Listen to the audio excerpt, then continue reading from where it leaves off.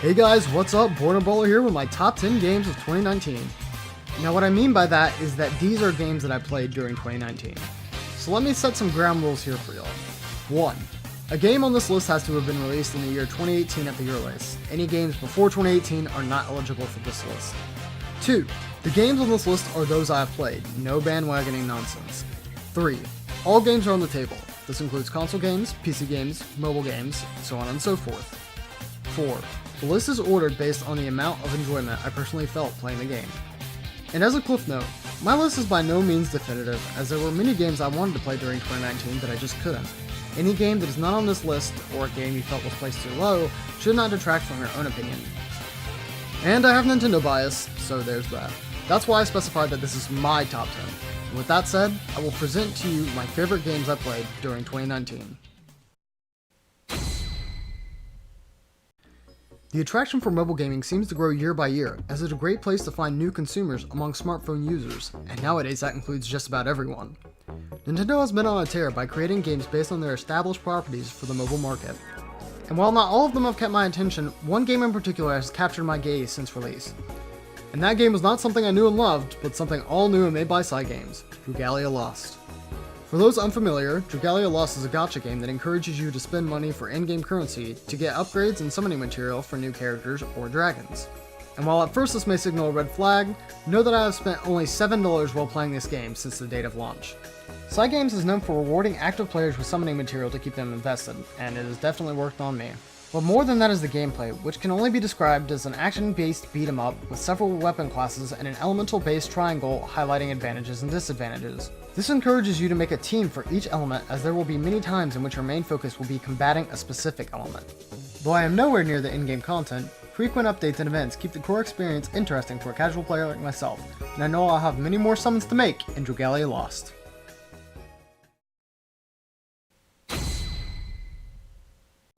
Pokemon. You know it, I know it.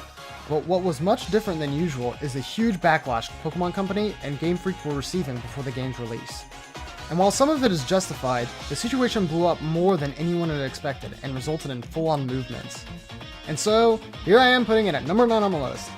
I would be lying if I said this game was not rough around the edges in many areas, concerning graphics, online play, and even nitpicks on the all-new max raid battles. That said, where Pokemon Sword and Shield lacks in polish, it has plenty of life breathed into it. I love all the new Pokemon of Galar, and the characters are some of the most memorable and expressive in the series.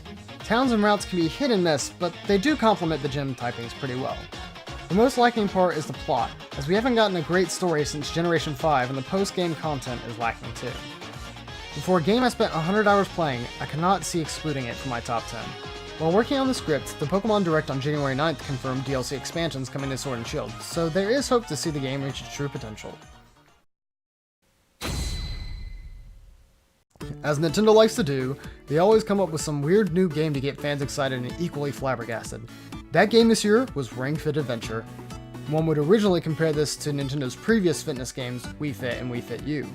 But I'm here to tell you folks that the simple ring and leg strap peripherals allow you far more range of movement and thus a more focused workout.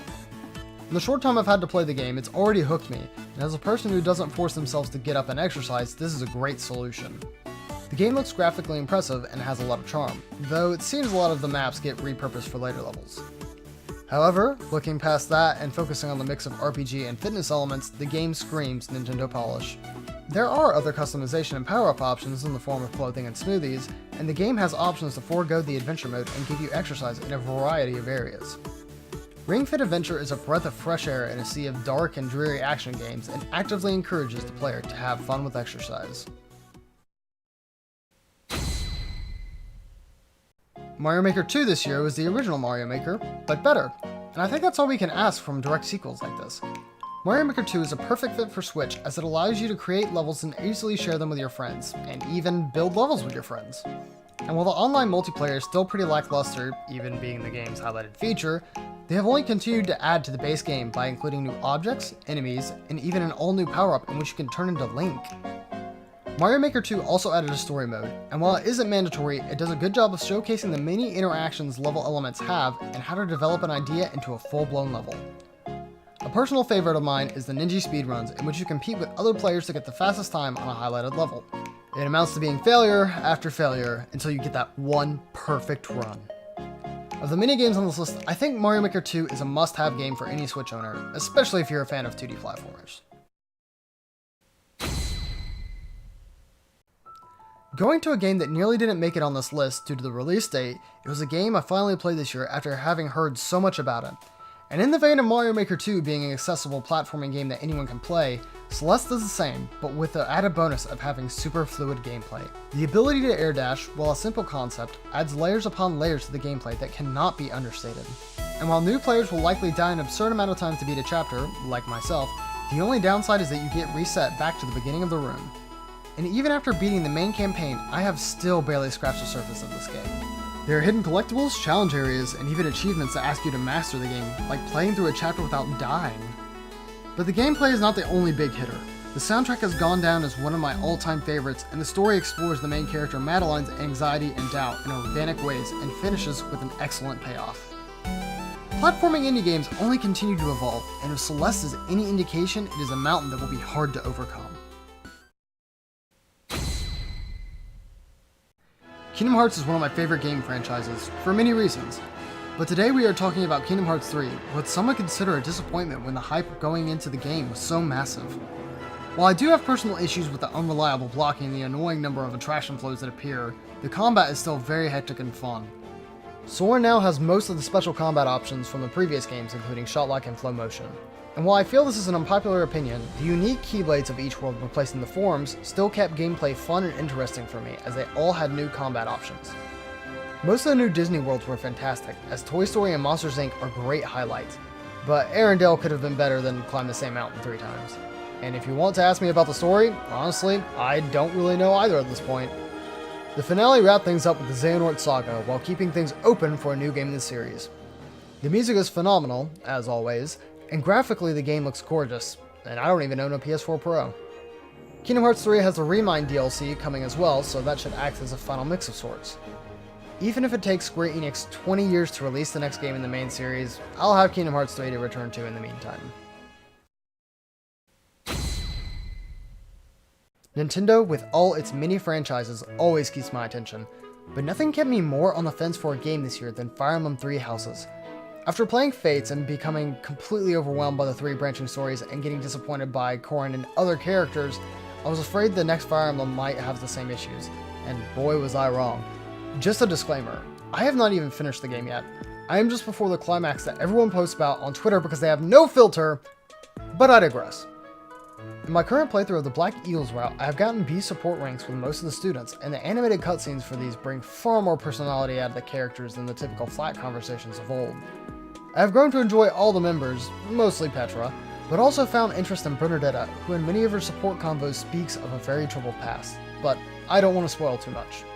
Gameplay is as interactive as ever, because as a professor, you can participate in many events at the monastery and specialize your students' skills during lectures. Combat is king in Fire Emblem, and in a twist they have dropped the weapon triangle, instead giving weapons more practical advantages like accuracy or might. The graphics here are pretty meh at sometimes, being flat textures, but small nitpicks like these do not harm what 3 Houses excels in. Fire Emblem 3 Houses sucks me in like no other game has done in a while, and I can't wait to get back to playing it right after I finish this video. As a fan of Luigi over Mario, I cannot skip the opportunity to play as the lovable Green Plumber. Whether that be in kart racing, party minigames, or even his own adventure.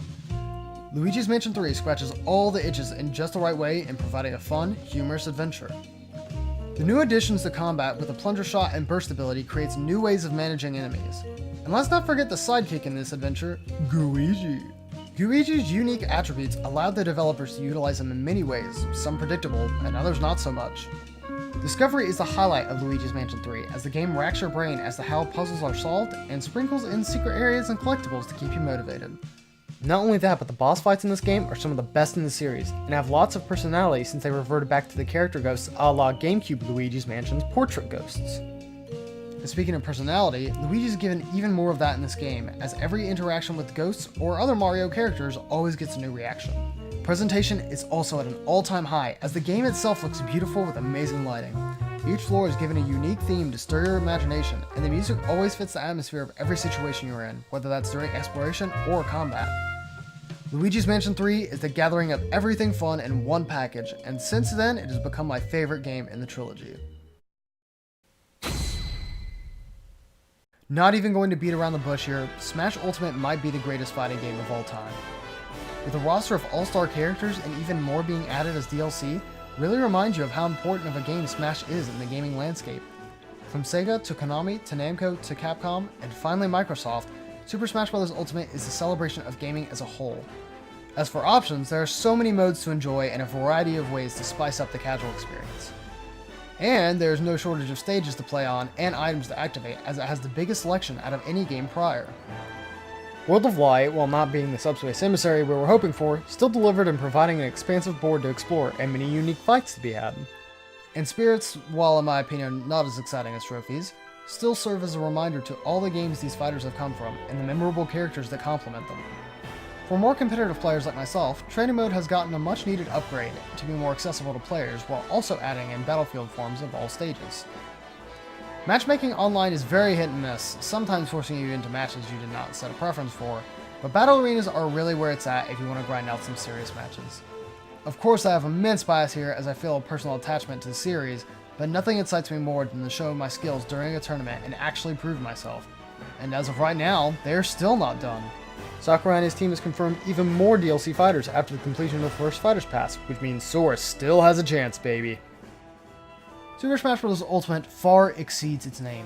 It is everything great about gaming, culminating into a single experience, and love and care is poured into every detail with no corners being cut. It is truly the king of games, but for all this praise, what must come after?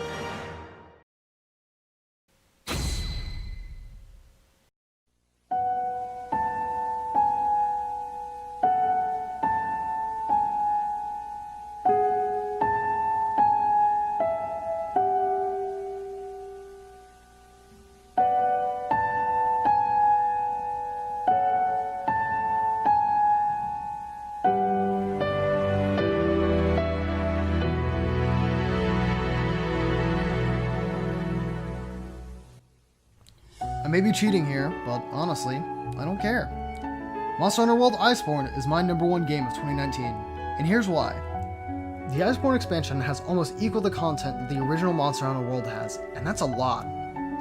The game just before Iceborne's release allowed you to hunt 35 monsters, and with Iceborne, at the time of this video's upload, the DLC has added 29 new monsters for hunters to fight. With all this comes new armor, weapons, and charms. The new base camp, Celiana, has great new additions along with a very bustling gathering hub. The Hoarfrost Reach is a great hunting location filled with new wildlife and devastating monsters, and the Guiding Lands is a hunter's playground where you can upgrade region levels for even better rewards and rare monsters. The story of Iceborne is far more engaging than that of World's story, and the final Elder Dragon of the campaign is one of the best hunts in the series. The developers are also adding more customization options for hunters and their quarters, which allows you to personalize your experience even more. And I've completely left out the biggest change, the improvement to combat. In Iceborne, the Clutch Claw was introduced, which allows you to do many things like win the monster in a specific body part or launch a monster into an obstacle to topple it over. Monsters from World who you can fight in Master Rank get buffed in strength and HP as well to make fighting older monsters feel new. And finally are the updates to weapon attacks. Some weapons were given new moves not previously available, like the Flurry Rush for the Sword and Shield, the Retreating Slash for the Switch Axe, and the buffing zones for the Hunting Horn. And the final reason for putting this game in first place are my friends.